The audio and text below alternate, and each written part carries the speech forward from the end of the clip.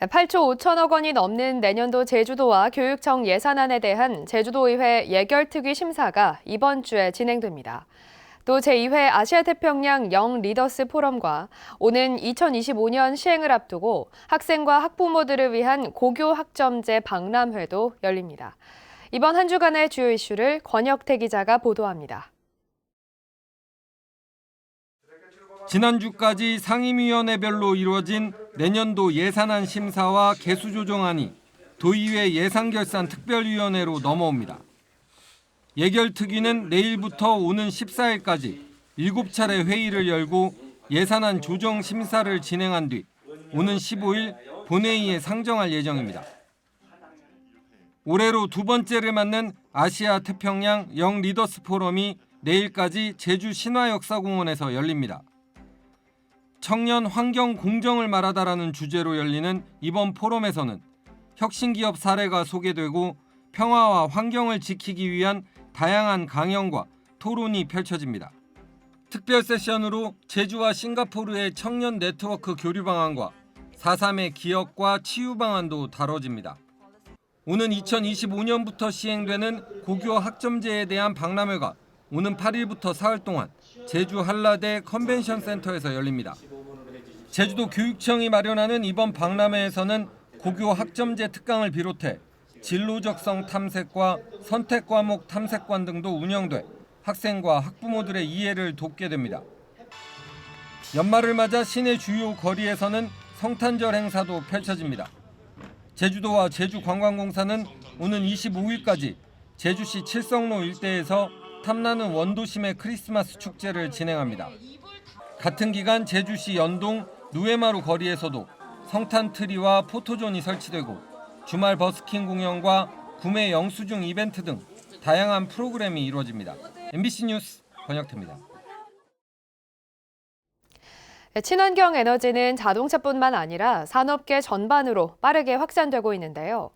친환경 선박 기술과 정보 등을 한자리에서 볼 수 있는 국제 친환경 선박 박람회가 국내 처음으로 제주에서 열렸습니다. 김찬년 기자입니다.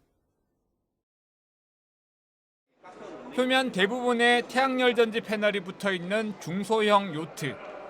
전기 추진 방식으로 움직이는데 한 번 충전하면 10시간까지 운항할 수 있고 이동 중 태양열 충전도 가능합니다. 연료적인 측면에서 80% 정도 연료비가 절감이 되고 탄소 배출 또는 환경오염 물질 배출이 제로에 가까워서 친환경적인 측면에 강점이 많습니다. 미래 선박 건조 재료 중의 하나인 친환경 소재 HDPE. 선박 건조가 쉽고 내구성이 강한 데다 100% 재활용이 가능해 선박 관계자들에게 큰 관심을 끌고 있습니다. 자동차 같은 이제 시스템이 선박에도 적용이 되고 된 것도 있고 하니까 그런 것 어떻게 만들었는가 해가지고 지금 한 번씩 이제 보러 다니는 거죠. 친환경 선박 기술과 정보 교류의 장인 국제 친환경 선박 박람회가 전국 최초로 제주에서 열렸습니다. 이번 박람회에는 50여 개 업체가 참여해 친환경 선박 기자재와 친환경 에너지, 안전 기술 등을 선보였습니다. 이제 전국에서 첫 번째로 친환경 선박 박람회를 개최함으로써 명실상부한 우리나라 친환경 선박 시대를 이끄는 주도적 역할을 하도록 하기 위해서 이번 박람회가 개최되었습니다. 전시뿐만 아니라 국내외 산학연 전문가들이 참여하는 토론회에서는 국내외 기술 개발 동향과 친환경 선박의 미래를 엿볼 수 있습니다. MBC 뉴스 김찬년입니다.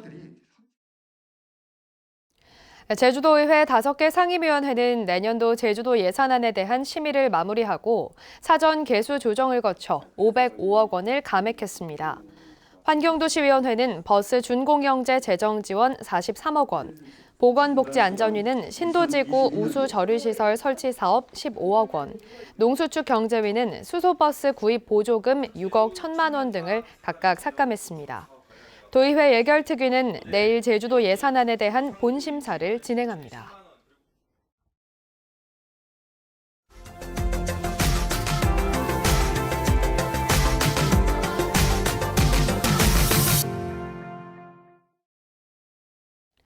경남 진주에서는 시민들을 위한 공공버스 정보 앱이 내년부터 중단된다고 합니다. 지자체가 개발해 운영하는 공공앱이 공공데이터법을 위반해 민간 영역을 침범했기 때문이라는데 속사정을 MBC 경남 서윤식 기자가 취재했습니다. 진주시가 개발해 운영하는 버스 정보 앱입니다. 버스 운행과 도착 시간을 실시간으로 확인할 수 있습니다. 시내버스 위치를 그림으로 보여주는 서비스로 특히 어르신들에게 인기가 많습니다. 지난 2014년 서비스를 시작한 이후 이용 시민은 꾸준히 늘어나 최근 1년간 사용자 등록은 6만 명에 이릅니다. 시민의 사랑을 받던 버스 앱은 그러나 내년 1월 이후엔 이용할 수 없습니다. 진주시는 이 앱을 내년 1월 31일까지만 운영한 뒤 서비스를 중단한다고 시민들에게 알리고 있습니다. 감사원과 행안부는 지난 2018년부터 해마다 진주시에 앱 서비스 폐지를 권고했습니다. 지자체가 직접 개발해 운영하는 공공앱이 공공데이터법을 위반해 민간의 서비스 영역을 침범하고 있다는 이유에서입니다. 폐지하지 않으면 재정 인센티브도 제한하겠다고 하자 결국 서비스를 중단하기로 한 겁니다. 민간 서비스와 유사 중복하다고 이제 폐지 권고를 받았습니다. 비례적으로 이제 서비스 비용을 지불하는 것보다는 이런 게 더 낫지 않을까 그렇게 생각하는 방식인 것 같습니다. 대신 네이버 지도나 카카오버스, 티맵 등을 이용할 것을 안내하고 있습니다. 네이버 좀 힘들죠. 우리 나이가 드신 사람들은 더 사람들. 카카오톡은 앱을 한번 들어갔다 다시 검색해서 들어가야 하는 게 불편한데 앱은 그냥 클릭 한 번 하면 바로 창이 뜨니까. 진주시 버스 정보 관리 시스템은 그대로 운영한다지만 시민들은 새로운 앱에 적응하는 불편을 감내해야 합니다. 진주 시내에서 사용하는 이제 노선 앱도 다 처음엔 더듬거리다가 숙달돼가지고 들여다보고 이제 하는데 불편할 때. 교통 앱 운영 주체는 대기업 일색입니다. 현재로선 중소기업이나 지역업체로의 이전 효과는 없습니다. 정부가 그동안 잘 운영한 공공앱을 없애고 대기업을 도와주라는 모양새입니다. 지역 토종앱 폐지의 불편함이 잊혀지는 사이 공공앱은 민간앱으로 대체되고 있습니다. MBC 뉴스 서윤식입니다. 국내 최대 규모의 e스포츠 경기장을 가지고 있는 광주시가 자매 도시를 맺고 있는 일본과 베트남 선수들을 초청해 글로벌 e스포츠 페스티벌을 개최했습니다. 자매 도시의 우호 증진과 더불어 e스포츠를 이른바 꿀잼 도시 광주를 만드는 데 있어 중요한 상품으로 키우겠다는 계획입니다. 광주 MBC 송정근 기자입니다. 광주 e스포츠 경기장에서 글로벌 e스포츠 국가대항전이 열렸습니다. 종목은 피파 온라인. 경기는 한국 선수와 베트남 선수의 경기로 문을 열었습니다. Hôm nay thì cái chiến thuật thi đấu của đội từ Việt Nam từ Nghệ An là sẽ cố gắng phòng thủ thật chắc và cố gắng thi đấu hết mình để cống hiến cho tất cả các khán giả của Hàn Quốc và Việt Nam những cái trận đấu nó hấp dẫn và đối công rất là đẹp mắt. 실제 축구 경기를 하듯 공격과 수비가 오갈 때마다 관중석에서 환호성과 탄식이 나옵니다. PC방에서 게임하는 것보다 여기 와서 경기를 보니까 너무 몰입감도 있고 흥미진진한 게임인 것 같습니다. 자매도시와의 우호 교류와 e스포츠 저변 확대를 위해 개최된 이번 경기를 통해 광주시는 e스포츠 메카로 발돋움하겠다는 계획입니다. 1000석 규모의 주 경기장과 160석의 보조 경기장을 갖춘 국내 최대 규모의 경기장을 완비하고 있는 만큼 앞으로 소프트웨어를 채워나가면 승산이 있다는 겁니다. 강기정 광주시장도 앞선 지난 월요일 e스포츠 전문가와 대학생 게이머를 초청해 광주만의 특색 있는 e스포츠 대회 운영과 온 가족이 함께 즐길 수 있는 e스포츠를 논의하는 등 광주를 꿀잼 도시로 만드는 데 e스포츠를 대표 상품으로 만들겠다고 밝혔습니다. e스포츠와 관련해서 우리가 지혜를 한번 모아보는 대화라는 자리를 갖게 돼서 감사하게 생각합니다. 광주시는 또 내년 초 미국 ESTV와 e스포츠 글로벌 대회 유치에 대해 상호 협력하는 협약을 체결하고 고등학교 e스포츠 육성팀 창단 목표를 세우는 등 쟁걸음을 이어가고 있습니다. 국내 최대 규모의 경기장이라는 훌륭한 하드웨어를 갖추고 있는 광주시가 걸음마 단계를 넘어 도약기를 맞이할 수 있을지 관심이 주목되고 있습니다. MBC 뉴스 송정근입니다.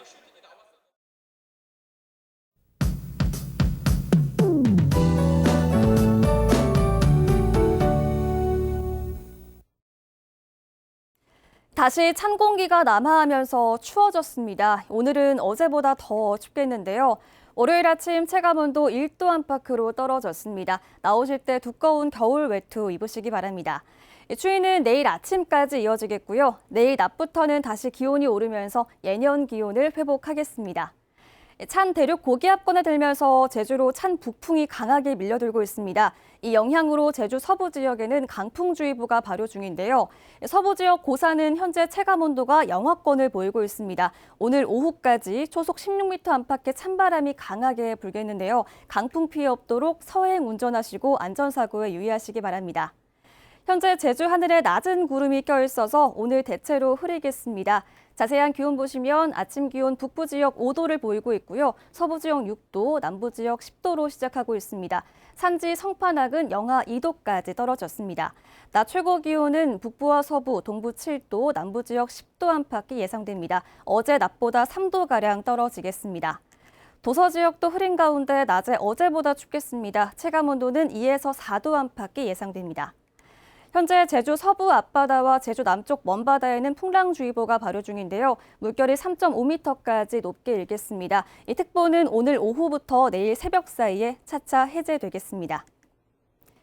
모레 절기 대설이지만 제주에 비나 눈 소식은 없겠고요. 주말까지 예년 이맘때 겨울 날씨가 이어지겠습니다. 기상정보였습니다.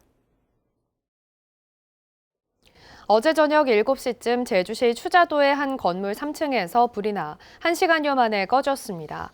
이 불로 건물 3층 주택에 있던 1명과 1층에 있던 4명이 대피해 인명피해는 없었지만 3층 주택 100제곱미터 전체가 불에 탔습니다. 경찰과 소방당국은 주택 거주자 등의 말에 따라 정확한 화재 원인을 조사하고 있습니다. 제주 4.3 당시 60여 명의 주민이 학살된 제주시 구자읍 상도리 연두망에서 해원 상생굿이 열렸습니다. 제주 민예총이 주최하는 이번 행사에서는 4.3 당시 숨진 주민들을 위로하는 초감제와 진혼부, 생존자 증언 등이 진행됐습니다. 제주 민예총은 지난 2002년부터 4.3 당시 학살터에서 찾아가는 현장 위령제를 열고 있습니다. 내년부터 2025년까지 도내 8개 학교에 실내 체육관이 추가로 만들어집니다. 제주도는 내년 북촌초와 하례초, 동홍초 등 3개 학교에 체육관 건립비 32억 원을 지원하고 2024년부터 2년 동안 서귀북초와 성산초 등 5개 학교에 체육관 건립 예산의 30% 이상을 추가로 지원합니다. 현재 제주 지역에서 실내 체육관이 조성된 학교는 모두 165곳입니다. 제주 지역의 가구당 자산 규모는 전국 상위권이지만 소득은 낮은 걸로 나타났습니다. 통계청에 따르면 올해 3월 기준 도내 가구당 평균 자산은 5억 7천만 원으로 전국 평균보다 2,600만 원 많았고 서울과 세종, 경기에 이어 4번째로 높았습니다. 그러나 가구당 평균 소득은 6,200만 원으로 전국 평균보다 160만 원 적었습니다. 김장 비용이 하락하고 있습니다. 한국농수산식품유통공사에 따르면 지난 1일 기준 배추 20포기 김장 비용은 20만 8,800원으로 일주일 전보다 0.8%, 지난해 같은 기간보다 12.8% 하락했습니다.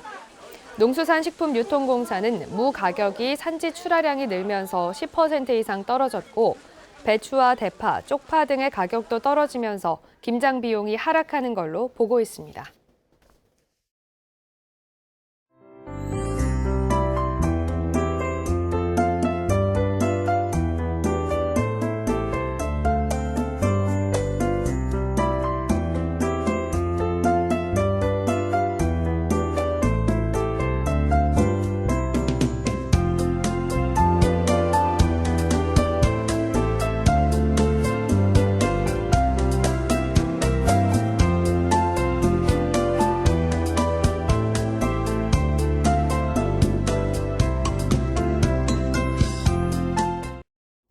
뉴스투데이 제주를 마치겠습니다. 여러분 고맙습니다.